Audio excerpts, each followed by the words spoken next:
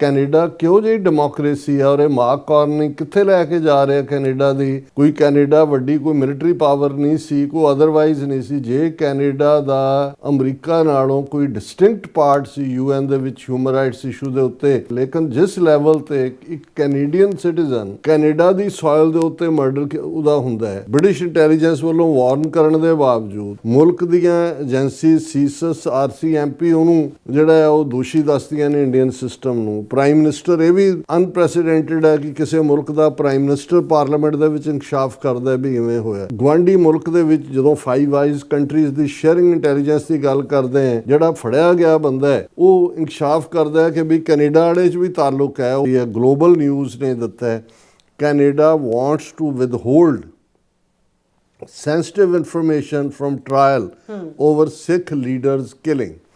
ਹੁਣ ਕੈਨੇਡਾ ਦੇ attorney general ਨੇ Canada's Justice Department is fighting to prevent sensitive national security information from emerging at the upcoming murder trial of 4 Indian men accused of gunning down a BC Sikh leader in 2023।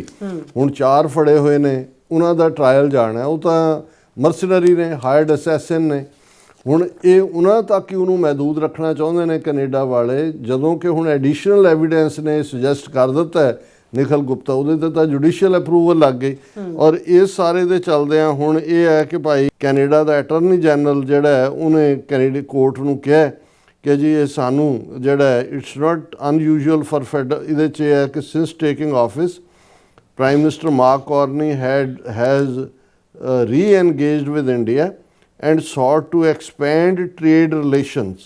Canadian Sikhs have called that a betrayal given India's alleged targeting of them। ਉਹਨੇ ਕਿਹਾ ਜੀ ਪਹਿਲਾਂ ਹੀ ਉਹਨੇ ਵਪਾਰਕ ਔਰ ਦੂਜੇ ਸਬੰਧ ਜਿਹੜੇ ਨੇ ਉਹ ਜੋੜੇ ਹੋਏ ਨੇ, ਔਰ ਇਹ ਸਾਰੇ ਦੇ ਉੱਤੇ ਜਿਹੜਾ ਉਹਨਾਂ ਦੇ ਕੋਰਟ ਡਾਕੂਮੈਂਟ ਇਹ ਦੱਸਦੇ ਨੇ ਕਿ ਕੈਨੇਡਾ ਨੇ ਇਨ ਐਪਲੀਕੇਸ਼ਨ ਮੂਵ ਕੀਤੀ ਹੈ ਕੈਨੇਡੀਅਨ ਅਟਾਰਨੀ ਜਨਰਲ ਨੇ ਫੈਡਰਲ ਕੋਰਟ ਦੇ ਵਿੱਚ, asking for permission to withhold some evidence at the prosecution of the alleged killers of Hardeep Singh Nijjar.